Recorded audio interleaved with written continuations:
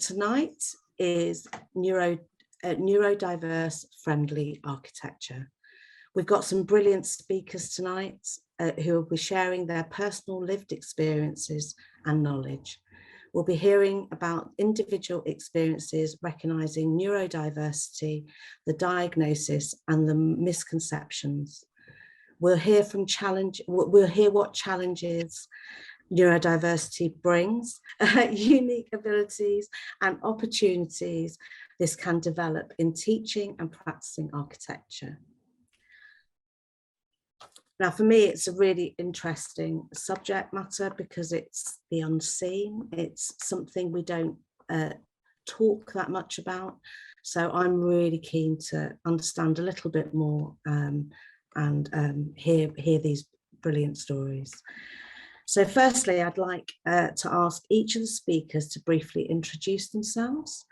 So I'll go to Jean Hewitt first from Buro Happold. If you could just give me a very short intro. Hello everyone, so I'm Jean Hewitt and I'm an inclusive design consultant with Buro Happold, and I am the technical author of the new PAS 6463, which is Designed for the Mind, Neurodiversity and the Built Environment. Thank you, Jean. Darren Bray. Good evening, everybody. My name is Darren Bray. I'm an architect and I'm a part-time academic. I run a tiny micro architectural practice in Southampton. Today, I'm in the corner of Reading University where I teach 1 day a week. Thank you. So the first speaker for tonight is Jean Hewitt. So Jean, do you want to bring up your presentation? Well, thank you. I'll leave it open to you. Thank you.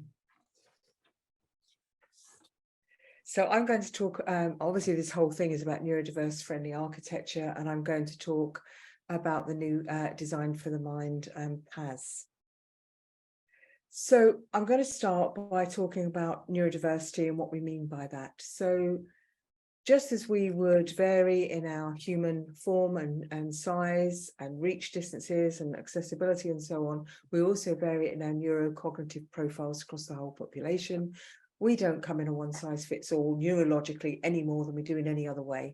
So the stereotypical brain type, if you like, is neurotypical, what they call neurotypical, but all that means is kind of what they consider to be societal norm. But in reality, there are natural and normal genetic variations, and we are all actually neurodiverse as a population. We all think a little bit differently from one another. We can think and process information differently. We learn new things in different ways. We might communicate with each other using different types of language and different body language and so on. And many of us will find our way from A to B in a very different way from one another. And generally, we experience the world slightly differently. So neurodiversity then is everyone, the whole population. Neurotypical, basically not a spiky profile. What do I mean by spiky? If you look at that graph on the top right, there's a blue dotted line running through it, which is entirely even. That person does not exist. So this is kind of representative of what would be someone who's exactly the same in their ability and performance on everything. Sporting, command of language, mathematics, science, absolutely everything. Of course, we all vary a little and we have our strengths and weaknesses. That's how we like to call it. So the yellow line is showing that we are all a little bit maybe better at mathematics than we are at English, or at sport than we are at art, and so on. So your societal norm, your neurotypical person, will follow that yellow line. And then we can see the deeper zigzagging of the green, which is basically that's a spikier profile. So spiky profile means there's a lot more difference between the things that you feel really excel at and the things that you find difficult. And that's more the neurodivergent profile. So you're not fitting the majority neurotypical model. If you're neurodivergent and you've got that spikier profile, typically someone would be born with a neurodivergent profile. So they'd have it from birth and it would always be with them. The only exception to that is someone who acquires a condition through life that's neurodegenerative. So dementia would be an example of that. And then that would affect your neurocognitive profile. What we've found over the years is, and many people have commented, this is a really difficult thing to design for because everyone's that little bit different. But what we've noticed is that where the sensory processing differences are, so the way you process information and you receive information from the environment around you can vary considerably when someone has a neurodivergent profile from the neurotypical. So for example, I hear sound at a certain level, I see visuals and can take it in and everything. And what you'll find when someone is neurodivergent, they may have differences there in the sensory processing way that they experience that. So hypersensitivity, which most people who are neurodivergent will have, some 70% we think, will have a very extreme physical sensitivity. They can experience sensory overload because everything sounds too loud, too vibrant, too visual, too busy, too noisy, too tactile, and so on. And of course, that can affect your heart rate, your breathing, maybe your blood pressure. It can cause confusion and mental distress, and it can sometimes affect the way you behave. So as I say, 70% of people with diagnosed neurodivergent conditions are considered to be or believed to be hypersensitive. Hyposensitive is the opposite, which means you're understimulated by the environment and things around you, and you go seeking for that extra sensory stimulation.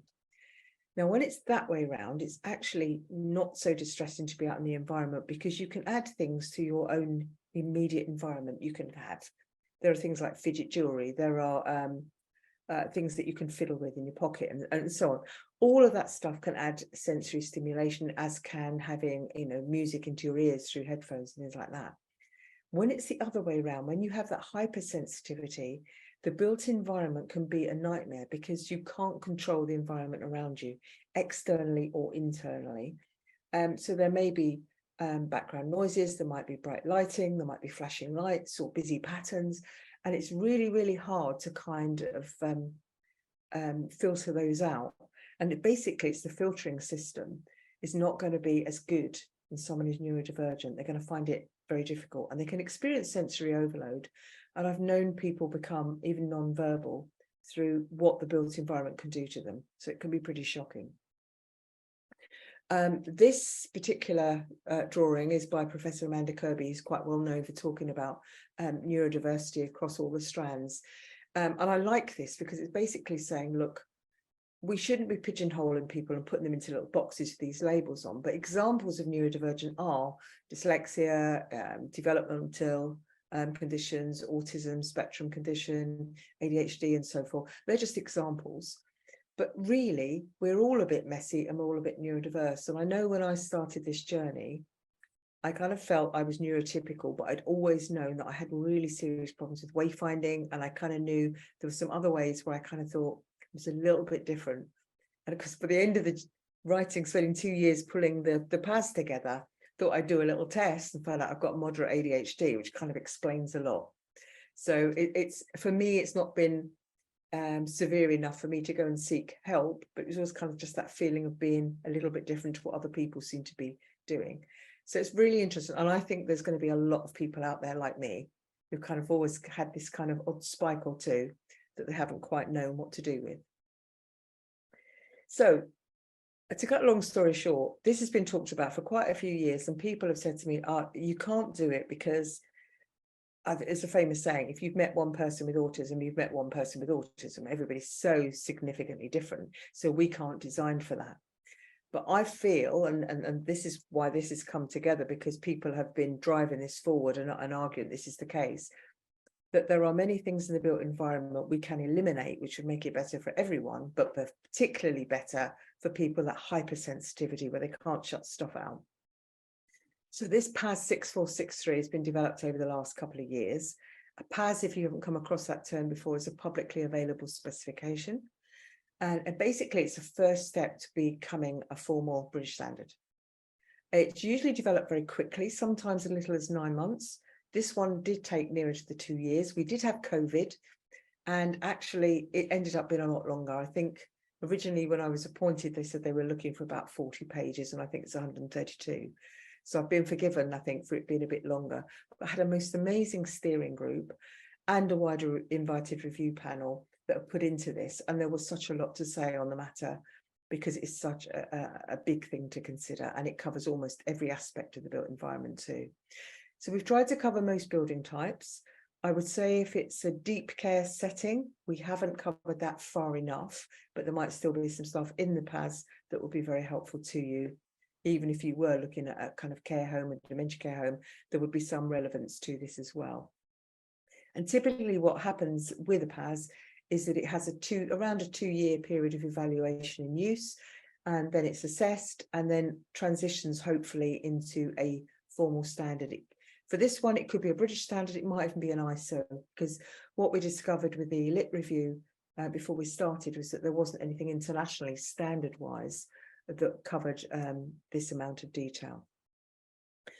I should also say that a PAS is always sponsored as well, so it does rely on sponsorship. So we had TfL with a key sponsor, Buro Happold sponsored my role as technical author, Forbo Flooring were a sponsor. They're very interested because flooring is actually a very big area visually that we see, and my client BBC Workplaces are also a sponsor, and another client, Sport England, have made this standard available to people for free, which we're really pleased about, because that allows us to evaluate even further, because not everyone is in a position to buy these standards, particularly when it's an evaluating standard.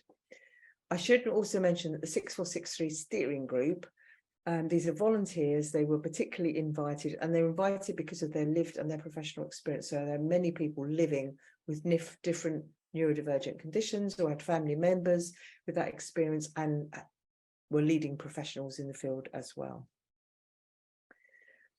Most people, have to say this, who experience challenge in the built environment don't actually have that formal diagnosis. The youngsters coming through school these days quite often do, but very often that will trigger a parent to examine themselves and think, but I had all these issues and nobody ever thought to assess me. And they quite often when they're assessed, they've realised that they are also neurodivergent as well.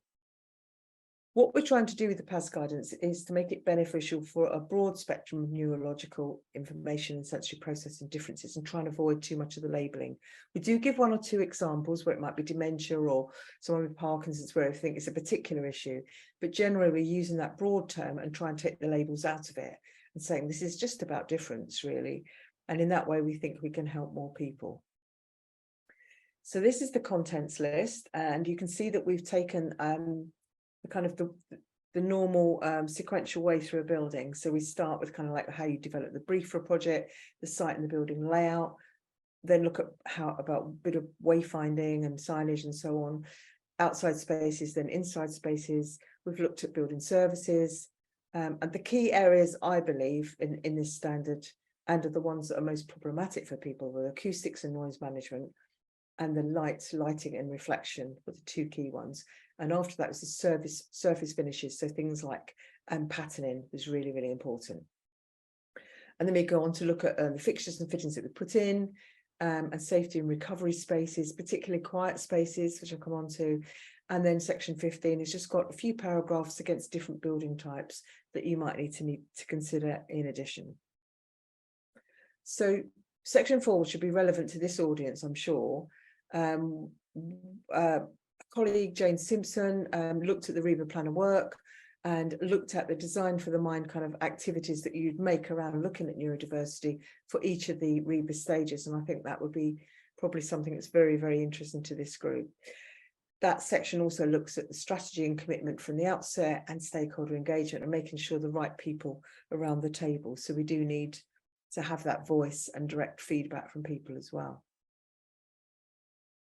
And then section 5 is site and building layout, and we looked at the facade and the shape and reflection and glare of that facade, even heat gain.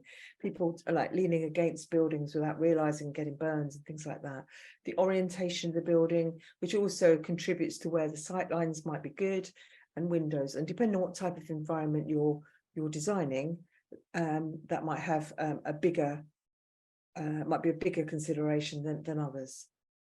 But even things like when you're in one building and then you're forced to kind of look onto another building all day, if there's a very patterned facade, that's causing issues for some people. Wayfinding was a big section, so a lot of people said that they, I should say that Helen Hamlin Society had done some work probably about 4 years before this started, and their findings from talking to people with neurodivergent conditions had given us kind of the shape of what this might look like, and then it was our job to go and kind of shape it further and dig down into how we get that into a standard. The advanced information preview was a big one. A lot of people with a neurodivergent condition will have some difficulties, not all, but a lot, with wayfinding and navigation and orientation. So for them, taking the anxiety out of the situation was providing advanced information and maybe a bit of a preview. So where you see a walk through or fly through on a website, really, really helpful. Or maybe to have some bit more detailed information about what to expect when you arrive. We looked at things like attentional bias and how the brain works with signage, and why some people can follow a signage system and never get lost and feel it's very, very easy. And there'll be people like me find it really, really difficult, because as soon as I've seen one type of sign, my brain is filtering out the others, thinking, well, I'm just looking for that now. And apparently you do this subconsciously. So we looked at everything on signs and use of color and shape. We also looked at technology, because that's a very helpful addition to fill in the pieces. So some people like signage, some people like an audio, some people like an app, and we know that technology can fill in a lot of these gaps for us. We looked at external spaces and access to nature. We've obviously all got, I think it's well known that we've got this innate affinity with nature through use of natural materials and views out and access to green space and stuff. And that seemed as important on this standard as it does for anyone really, because if you have a neurodivergent condition, you don't have to have a poor mental health, but sometimes the two go together, and it seems to be around society not catering in the same way for you as they would for a neurotypical person, either in the way we expect people to behave or the way we expect people to experience the built environment. So the need for having features like biophilia that are calming and therapeutic becomes more so. So we did have a look at that, and that comes up again when we look at the quiet space. We looked at transitions. So some people find it difficult to transition from one type of space to another. And of course, that comes back to layout and symmetry of the building and so on. And also control of where people can go or sit or choose to be. So in offices, that was a big issue. It was like people want choice. They want control over where they go and what they use.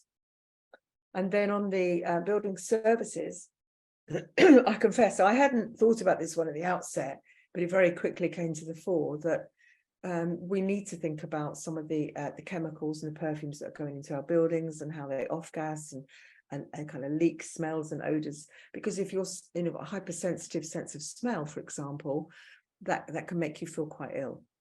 So giving people choices over where to go, trying to make sure that the building is, as calming and pleasant as possible, but switching and control as well. So, in your own environment, you can control perhaps the air conditioning or the temperature or acoustics or lighting. In some environments, you can't do it everywhere, but certainly in some of the environments. Acoustics, as I said, was a really big area and massive. I think probably the number one cause of complaint was around noise. And noise that people couldn't shut out. And the ability to adjust to variation in noise levels seemed to be less so in people who are hypersensitive. So it wasn't only the quality of the noise and the level of the noise, it was also it was more the filtering. Could we filter it out? And at what point did it become intolerable? So we looked at criteria from things like the building bulletins for schools, and certainly for the special educational needs schools. And there's some good acoustic standards in there. And we worked with Ecophon, the steering group members, and our own acoustics team as well, to try and filter out what is it we want to say, what do we want to see in different environments, and particularly in the quiet room as well. That was a big area of concern. And then on the lighting, that was another area of concern. We looked at daylight, glare and shadows, even photophobia, so flicker sensitivity. And there is an extra piece of work that's come out that I can talk about later if anyone's interested, around LED lighting, because it's going in everywhere. But there is a flicker rate that can be perceived by people with hypersensitivity that isn't perceived by someone who's neurotypical usually. So people can, even with the new LED lighting, can be affected by that. So we need to make sure we get driver technology and everything right to stop that happening. And even things like adjustability in not only light level, but color temperature. So a warmer light is generally preferred by someone with hypersensitivity, whereas a cooler light is generally preferred by somebody who has some sight loss or vision impairment. So we need to find ways to work our way through this maze of who needs what and how we can make that happen. We even looked at things like the colour rendering index. So you see here where we've got poor colour rendering index on the right and compared to the left, and how that can affect facial recognition and things like that. And then on the surface finishes, muted colours rather than vivid. We don't want everywhere to look dull, but I think you have to think about where you put those really vivid colours, and consider what sort of patterning you've got on floors and walls and things that can dominate and create too much visual noise. And the biophilic patterns, the ones that appear in nature, tend to be less intrusive. Fixtures and fittings. I'm just checking, am I all right for time? Because I can't see the chat, but I hope I'm okay. Fixtures, fittings and furniture. We looked at positioning, how symmetrical places look, the approximation, because some people like dyspraxia may bump into things more. So we wanted to make sure people felt safe and wouldn't injure themselves. Low noise fittings, such as soft closed cupboards and toilet lids, quiet flushes. I mean, the noisy hand dryers, most of us with any children or young children around us will know that they hands over the ears and find them like just too loud, the wrong frequency and everything. It's a similar effect on people with a hypersensitivity as an adult as well. So again, use of natural materials and familiarity and ease of operation on the fittings. So some of that work on patterns and so forth was input by one of my students at UCL. So I teach there part-time on inclusive design. And Jason Slocum had done some good work on patterning and what was disturbing and what wasn't. And then another student, Toa Sadia, who's joined our Buro Happold team now, done a great piece of work on quiet spaces and autism, and that's fed into a lot to this section 14, which is takes everything in the rest of the standard but goes further. So I think that one's probably more akin to what you might do in a specialist care setting or special educational needs. You could look at this. So there's a lot in there about the sort of thing that you put in there. It's not a sensory room, it's definitely a quiet space, but you could double up if you wanted to, if the sensory stimulating items were put away in a cupboard or something and concealed, that it could serve both at different times, obviously. So in summary, the standard then is trying to provide an environment that's got some clarity to it, so it makes sense and it's logical and moving around, you don't easily get lost. It's an environment where some choice and control is given back to the users, and that choice might be, I don't want to sit in that space, I want to sit in that space because that looks quieter, and so on. So it's not just one size fits all. And if all goes wrong, a really calm place to escape to when it's too much, and reset and then rejoin society or the organization or the building you're in or your friends, whatever, when you're ready, which I think is a really important part of all of this. So evaluation, typically a 2-year shelf life. We hope it's going to be free issue for at least the next year, so please do download it. And BSI are going to establish and trial some new feedback mechanisms. And we'd like to support it with a growing number of case studies examples. So if you are someone that's looking at this and trialing it, please do feedback to BSI, because that really is the next step. So I'll stop sharing there and just say that I feel very honoured to work with all these fabulous people who've provided so much information to make this standard even possible. And it's a first step. It's not perfect. It's a first step. Thank you, Jean. That was fantastic. I mean, that document's so thorough. I think for anybody that's wanting to, where you don't know where to start, it's nice to start with the fact that we're all neurodiverse as well. I found that really interesting. It's a good starting point.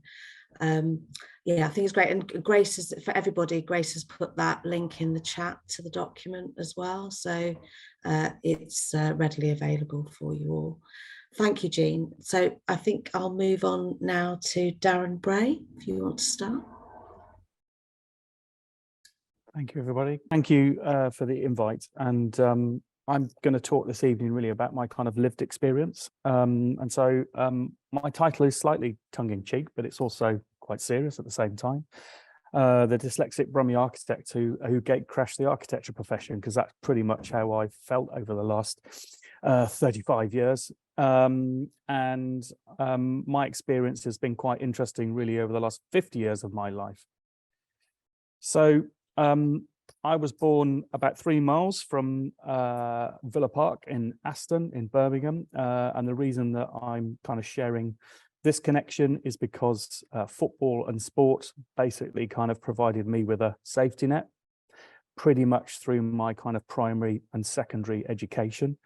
This chap here, Peter With, was my hero, who scored the winning goal in the 1980 Champions League final. This is me and my brother here, and for me, I struggled pretty much all the way through my primary and secondary education, and even at the weekend when I was with my parents, my mother still recounts all the stories where I was kind of put to one side in a classroom because I was seen as a bit of a challenge, because I didn't learn at the same rate as everybody else, and therefore I was given particular tasks that weren't the same as everybody else. And when I was with my mother at the weekend, she recounted this story where she used to kind of wait at the school gates for me to be coming out with my first book, and it was kind of weeks, if not months, if not years, where I was kind of just, you know, given different tasks to every other child. And so, you know, for me, pretty much, you know, over my life, I've always felt, you know, slightly different, but, you know, I think I find that quite interesting. And so from my early days of growing up in central Birmingham, my parents then kind of moved us out of central Birmingham to a tiny little fishing town in the middle of Devon in Tor Bay. And as I said, this is kind of where I found something that was something that I was kind of good at and quite passionate, because academically I struggled from pretty much, you know, the moment that I kind of entered the sort of academic system. And so for me, I became quite good at football and became quite good at running, and that gave me an outlet. I was successful at that. That allowed me to kind of, that was my sort of coping mechanism at school. It was academically, I just could not compete. And I got to the end of my secondary education. I was the first cohort that took the GCSEs, and I failed every single one of my GCSEs. And at no point all the way through my education did anybody kind of take me aside and said, I think possibly there may well be, you know, some form of sort of neurodivergent challenge here. You know, you may well be dyslexia. Yeah, at that point, you know, I just had to kind of sort of push through my education and use sport as my outlet. And so the journey really is quite interesting in that at 16 I was sort of pushed out of the academic system, where I kind of failed all my GCSEs. And then I was very lucky because I entered into what was then called the youth training scheme, where a local businessman who ran the local youth training scheme gave me an opportunity to go and work with 2 architects. And these 2 architects have been mentors and have been behind me for the last 35 years. So at 15, this is me sat at a drawing board. This was my first job as a technician, because there was no way I was going to get anywhere near a university. This chap, Roger Tyrrell here, he gave me my first job at 16. And he believed in me. And I then went on to do a whole series of vocational courses, qualifying as an architectural technician.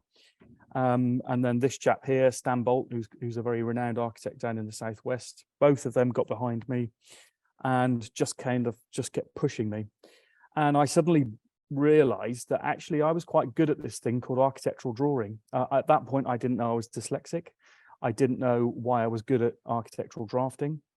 And I kind of sort of finished all of my vocational training and got to 21, and both Stan and Roger took me to one side and said, right, it's time you left and you went off to university. And I said, well, I've never thought of going to university. Nobody in my family's ever been to university. So I started applying to various universities, and I managed to convince Portsmouth University to give me a place.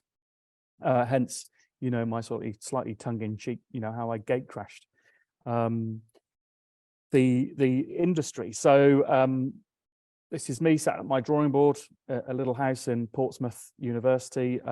And the way that I managed to kind of get into that university was my vocational qualifications, but also I was sent off around Europe with a couple of books to go and tour and visit and photograph and sketch and put together a portfolio. So I got to Portsmouth University, and within a few weeks, I was asked to write an essay, and I got called into the head of the school's office, who was the most amazing woman, Wendy Potts, and she said, "Darren, I think you're dyslexic." And the first thing I said to her is, "What's that?" And at that point, I was sent to go and have an assessment, and it was quite clear that I was heavily dyslexic. But by the time I got to Portsmouth University, I realised that there was something different about me, and there was something that enabled me to kind of cope with dealing with university education. For me, it just became easy to make models, create drawings, design buildings, and I thought I was a bit of an imposter there, because I sort of sailed through every single year of the degree. I went off to the States and did an exchange in America, and worked in various architectural practices in San Francisco and South America.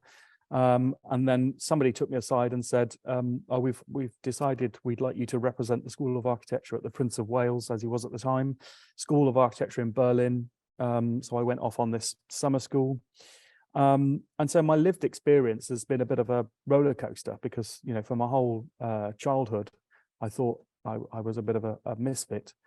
But by the time I got to university, I saw people that were kind of understanding, what the situation that I was in and my dyslexia. And I think, one of the other incredible things is when you are kind of dealing with something like dyslexia, it's all about your context. And I think, had I not moved to the context of a Southdown fishing village and experienced that environment, I think, again, my life would have been incredibly different. And so kind of, moving the clock forward, I've worked in various architectural practice in and around Hampshire. And I've been incredibly lucky, because I now teach, and previously I taught at Portsmouth University. I now teach here at Reading University. And for me, again, I found teaching as an incredible outlet, and I'm incredibly honest and upfront with students. Teach here in first year at Reading, and I will talk openly about the fact that I'm dyslexic and my struggles, and it's quite interesting how students will kind of approach me, and they'll be really open about challenges that they're going through. And I think if I've learned everything through my learnt experience, it's about being honest about your own personal experiences, and just trying to find ways to kind of deal with the everyday challenges that your brain's slightly different and thinks slightly different. But I see that as a bit of a superpower, really, because it enables me to probably work at a slightly different pace. My family probably wouldn't agree, but for me, teaching is just as important as practice. And for me to come here, I feel privileged to spend a day with students throughout the academic year. And as I mentioned, I've worked for various architectural practices in and around Hampshire, and then I took the crazy step to start my own practice 4 years ago. I was getting a bit close to 50, and my brain was sort of asking all sorts of questions about what the future holds. And interestingly, just as I left my previous practice, the RIBA journal had sort of heard sort of mutterings about my experience, and they wrote this article about my experience, which was the architect without A-levels, somebody who managed to gate crash the profession without going through that typical route. And I think it's ever more evident now, in that architectural education is going through some interesting questions and challenges about how you get access to the profession, whether it's through apprenticeships, whether it's through the route that I went through, and I think all of us, if we do anything, in our lives, it's about talking about our experiences and how we can find those incredible next generation amazing young people who can access the profession. So as I said, I took up this crazy decision to start a practice 4 years ago, and even with the practice, we've decided that the way that we run this practice really should be in line with the way that we think and we act. And many of the people that I now work with, we all come from sort of neurodivergent backgrounds. And somebody said to me in the studio last week, Darren, you do realize we can't hire anybody now that's not neurodivergent because they won't dovetail in with the rest of us. And I think even the work that we take on is quite interesting in that we're interested in kind of social action. And the other thing I just want to highlight is the fact that many people will say, well, if you're dyslexic, you find writing, spelling, and all the rest of that stuff incredibly difficult. But I'd like just to point out that I've been very honoured to write various pieces for people's various books. Alan Jones, who was the RIBA president a number of years ago, asked if I would write a piece about the positive influence of dyslexia. Which I did. It took me a long time, and I needed a great deal of help and assistance. And I write regularly for some of the high street home magazines. And back in the summer, the RIBA Journal approached us again and wanted to write another piece about my experience. So this is my studio in Southampton.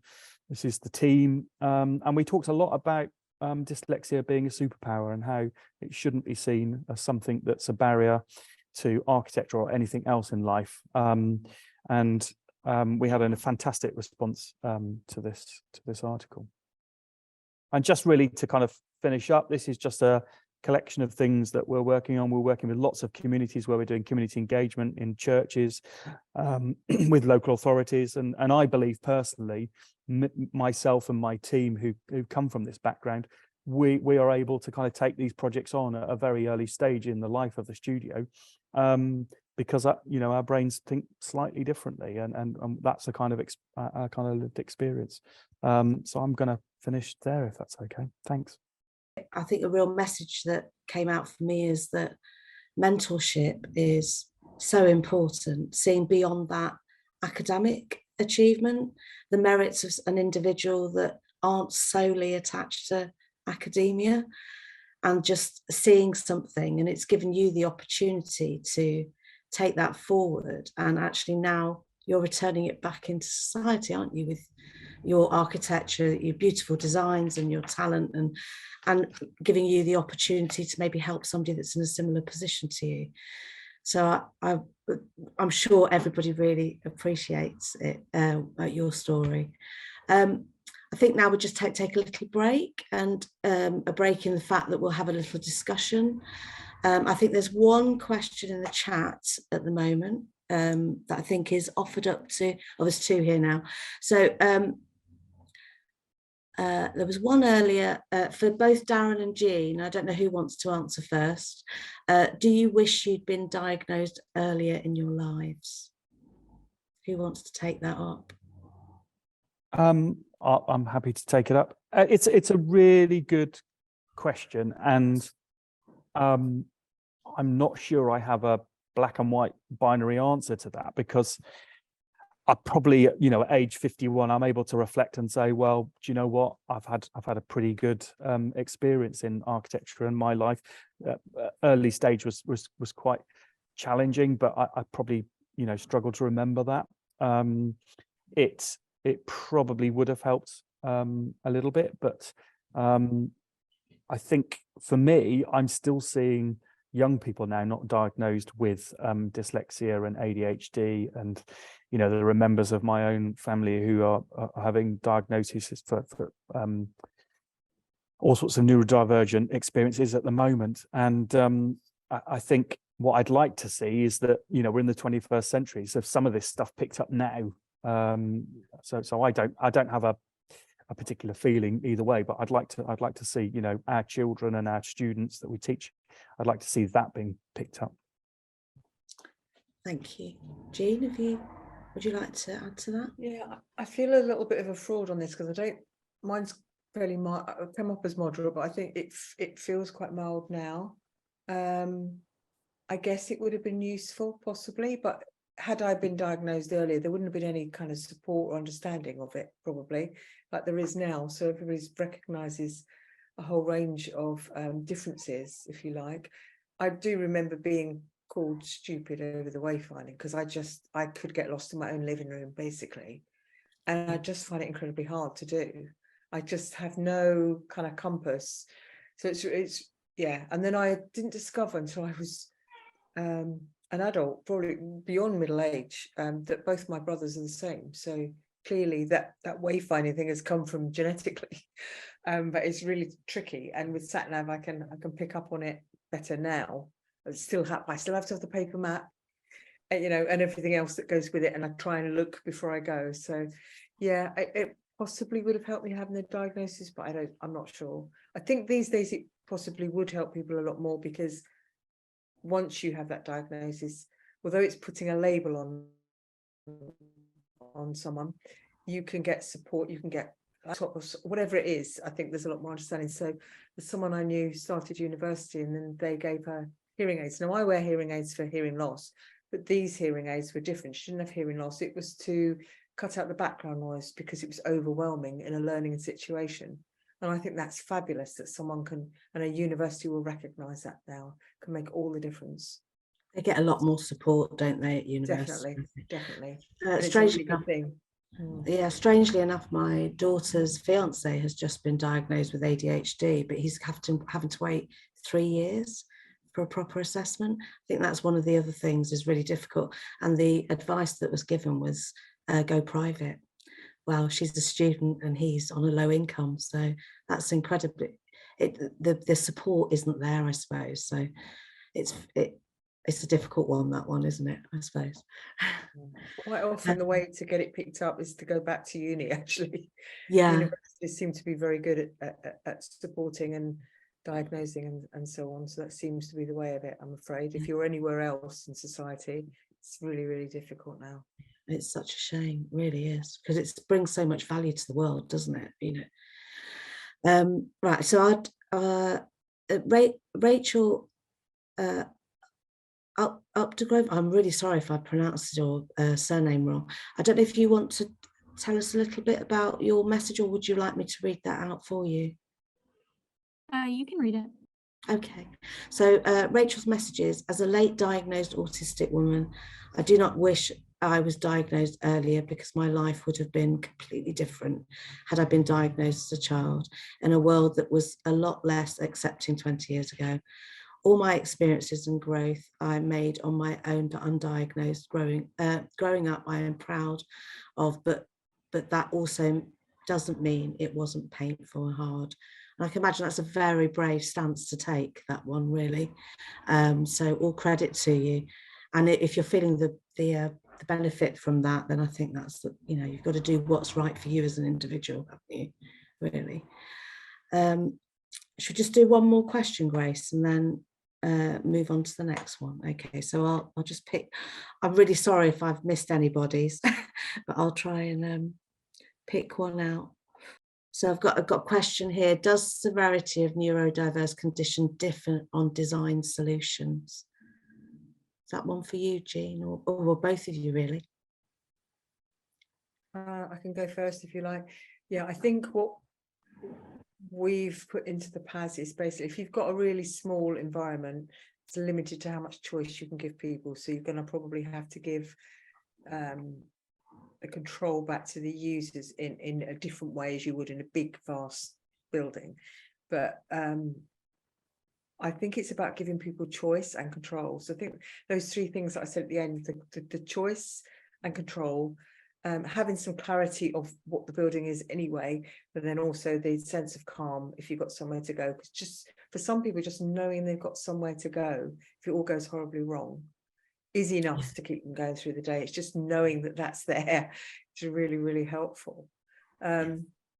it is, I'm not saying it's going to be an easy thing to do in some building types, but I think even a small, I've been working on a couple of small buildings lately, and even they've managed to do something.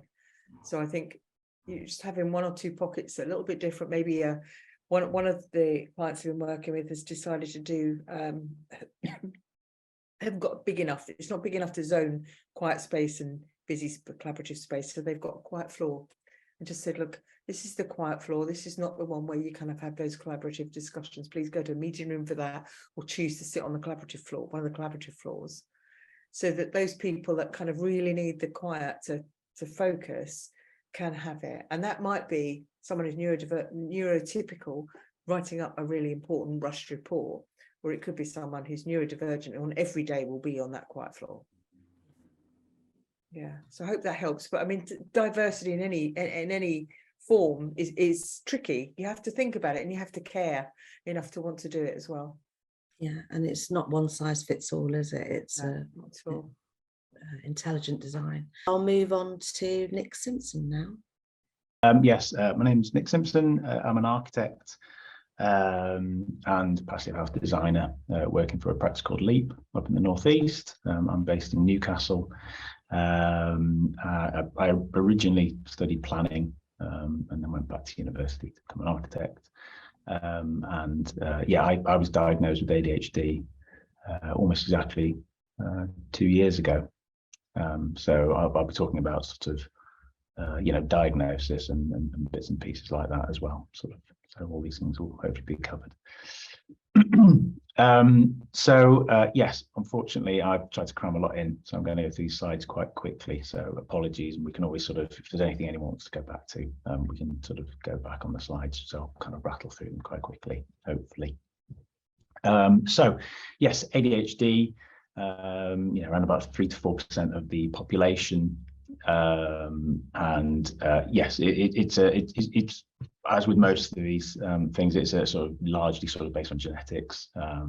It's hereditary, although it can be caused by sort of other external factors, sort of injuries and bits and pieces like that. And the research suggests that it's largely based around dopamine levels in the brain, sort of essentially sort of reduced or suppressed levels of dopamine to the brain. So the kind of heavy stuff, which we'll get out of the way. So ADHD can be sort of quite problematic for people, particularly who have quite severe ADHD. So you see 1 in 4 UK prisoners are believed to be ADHD. So there's a much higher level of sort of chances of sort of criminality, alcoholism, addiction, substance abuse, and all the sort of things that come with that, and also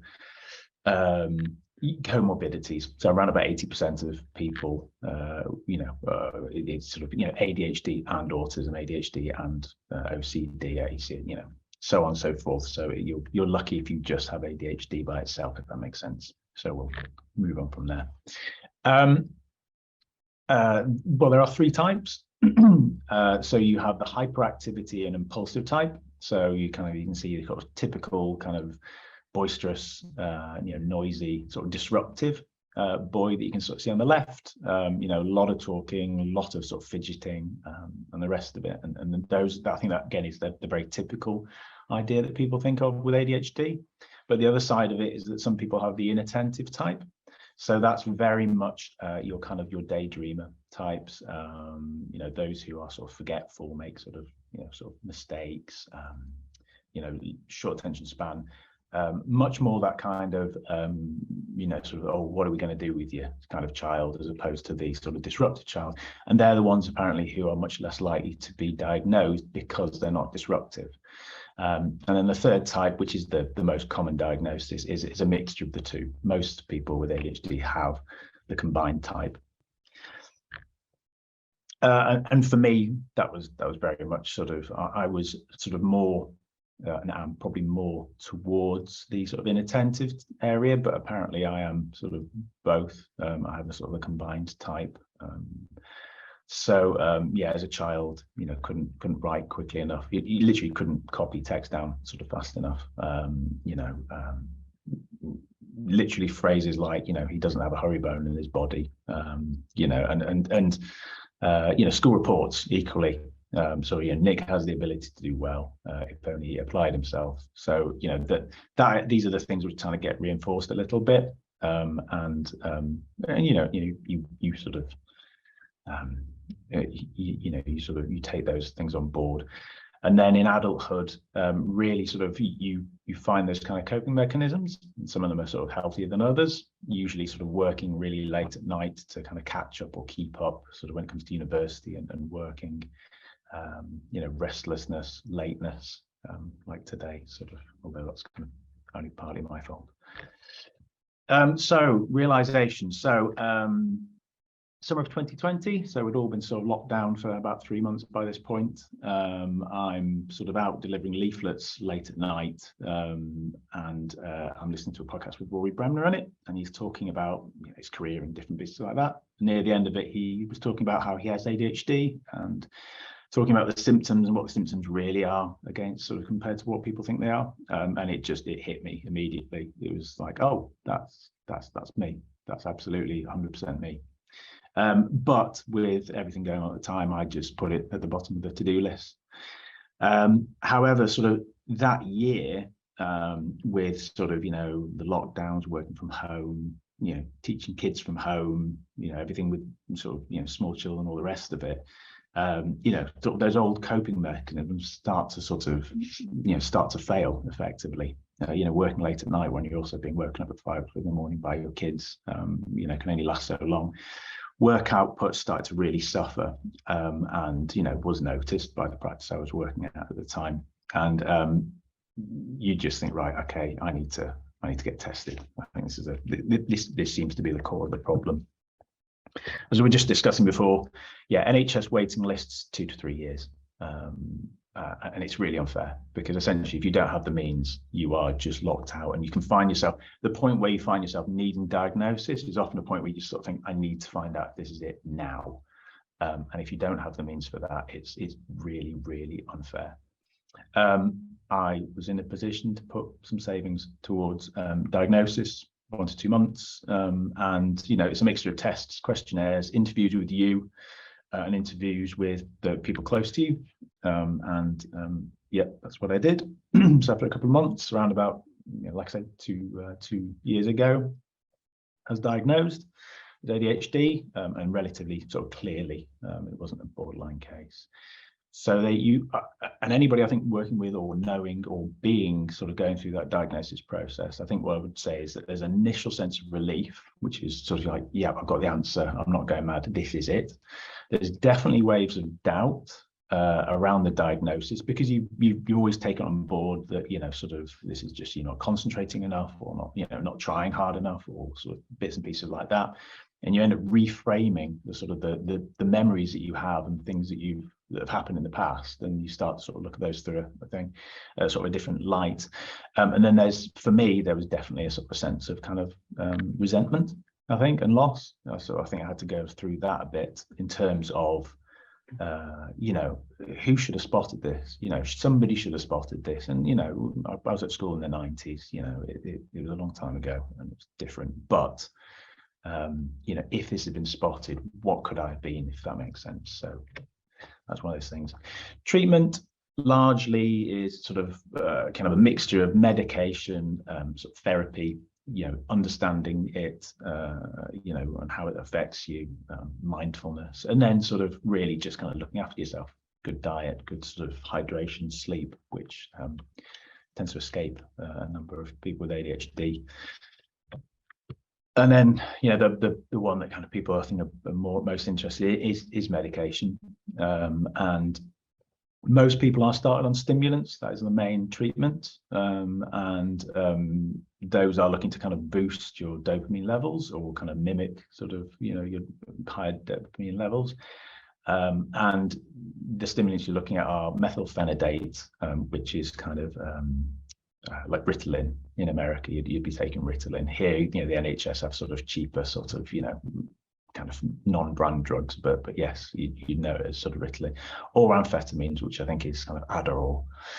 And if those don't work for you, you can be prescribed sort of non-stimulants, but generally they'll put you on stimulants. And if you are neurotypical, as far as I'm aware, if you were to take these stimulants, you'd almost feel kind of nervous. So you wouldn't think that somebody who is kind of hyperactive would be put on a stimulant, but it's actually there to kind of rev your brain up so that you're not revving your own brain, if that makes sense. Kind of a lot of people who are sort of hyperactive, it's actually you trying to rev your own brain up, if that makes sense. And the medication does that. And in terms of my personal experience, it was, I don't take aspirin. I won't take anything. I didn't really. I had a little bit of cannabis when I was, sort of younger, but I wasn't really into drugs. I don't like taking drugs. However, it was night and day. It was like I'd had a radio on in the background my entire life, and somebody just switched it off. And you just thought, oh, I can just concentrate now. It was, yeah. Yeah, this is a bit of a sort of a flippant point, but you do get a lot of kind of, with ADHD, you get a lot of kind of, these are the people who are successful with ADHD. Look, you can be successful with ADHD too. Look at these people, and you sort of look at them. And apart from Richard Branson and kind of one or two people like that, you sort of go, these are all people who would have been in a circus in 200 years ago, if you see what I mean, in the nicest possible way. They're sort of comedians, or they're sort of, acrobats and sort of strong men and kind of funny people, if you see what I mean. They're all people who sort of, have the cameras on them and do their job standing up. And actually, you sort of think, well, where are the kind of politicians, or the sort of scientists, or the kind of, leaders of industry, if you see what I mean. So some of these kind of things can be a bit sort of unhelpful, as I say. And yeah, I'm afraid I sort of have to say, so far, sort of, ADHD isn't my superpower. It is something that sort of is, it reduces your ability to concentrate and juggle sort of complicated issues. And when it's your job to sit still for 7, 8 hours a day and concentrate on complex things, it's not a superpower for me so far. Some things just suck, and that's okay. Everybody has their pros and cons, but for me, sort of ADHD is something which is not a positive.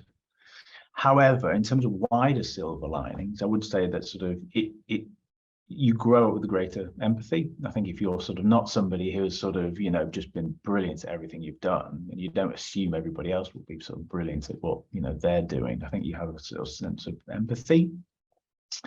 And the restlessness, the bottom 2 points, it's about that sort of restlessness. I have a to-do list, I have ambitions, and I don't seem to have a sort of the ability to sort of filter out things which are unrealistic, if that makes sense. It's like, no, I'm gonna do that, and that will happen, if you see what I mean.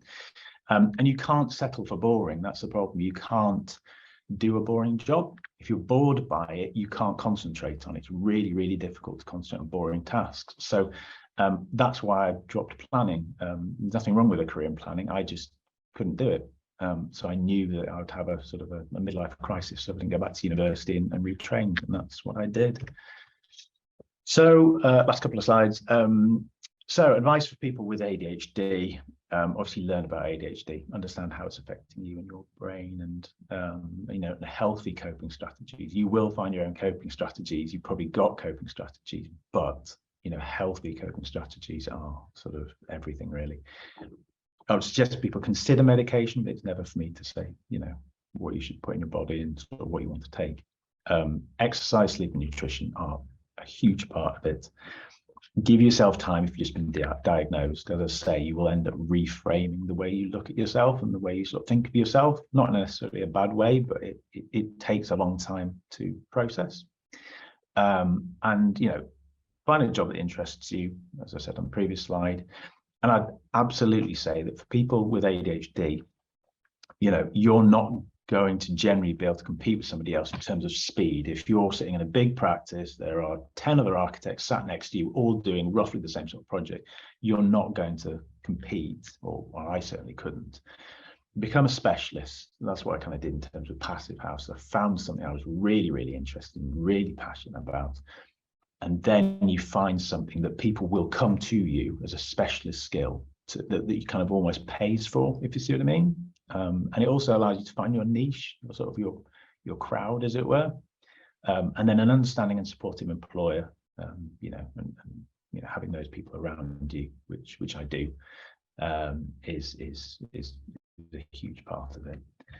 And then in terms of designing for ADHD, I think I'd probably defer to kind of what Jean was saying, but ADHD isn't as heavily affected by your environment, I don't think, as maybe things like autism, but legibility, good acoustics, good daylighting, and you know, and those spaces that she was mentioning, you know, there's places where you can take yourself away out of it if you're feeling a bit sort of overwhelmed, are sort of the things I would point towards within architecture. And that's me done. Thank you, Nick. Gosh, that was a speed through a lot. I think it's really great that it's about biology and not bad behavior. It's not attributed, you know, that because the instant thing when you're a child, obviously, is that attribution to, that's not the right word, but whatever that word is, to bad behavior. And I think it's such a shame that your eureka moment was so late on, but and the feelings that you had. But I'm sure that the positives that came out of that were your resilience, and the fact that you know, some of those things that ADHD are all about are the things that make you. Oh, absolutely, yeah. So you know, it's great to hear that you've used those things to a positive, even though you've found your way through it. Really, I think is a good thing. I want to say thank you to all the speakers. We've had so much content in the speaking that we've actually run over time a little bit. I hope I might just go through one question that's come through, and then get responses from our speakers, and then I think we're probably going to have to close. But I've got to find it now. I had it earlier, it's disappeared. So I think it was one from Kelly McLennan. Is that correct? It's nearly there. Just bear with me. Under pressure now. Here we go. So just this last one. So it was about, she wanted to know if there was any advice, just to you, Darren, and maybe if others could join in with that one as well, the other speakers as well, whether there was any advice she would give to universities who are teaching architecture students. How can we create better learning environments and more supportive teaching techniques? So we'll start with you, Darren, and then yeah, thanks. Well, I think my own experience, because it's a sort of lived experience with dyslexia, is just being really honest. And actually, if you're really honest with students, and I think the really fantastic thing about Stephen's presentation was just the honesty, and I think that's really important when you're in front of young people, is to just be really honest, so that they feel that, you know, that whole piece around being normal, it is just that, you know, we're all you know, experiencing these different levels of our own challenges, and therefore I think we just need to be sensitive to that. And sometimes, you know, when you're talking a design, when you're teaching a studio of maybe 10 students, I always look out for the people that in the first couple of weeks are maybe a little bit quieter, and maybe you know, you have to spend a bit more time getting to know them and to understand them as a person. And it's the thing that really frustrates me, given that my daughter's just been diagnosed with ADHD, and she's not being understood in a sort of pastoral care way. But I do think, you know, generally as academics in university, you know, we're getting much better at it. But it's the bit that really frustrates me with my daughter in college at the moment, that she's not really being understood. So yeah, I think it's just that understanding, sensitivity, and you know, working hard at our pastoral care. Thank you, Darren.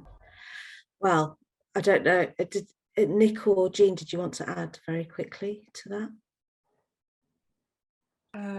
I only do a little bit of teaching one term a year, but I teach inclusive design. So the students coming on that, obviously I'm telling them about neurodiversity as in the same way as I would be sight impairment or gender differences and all of those things.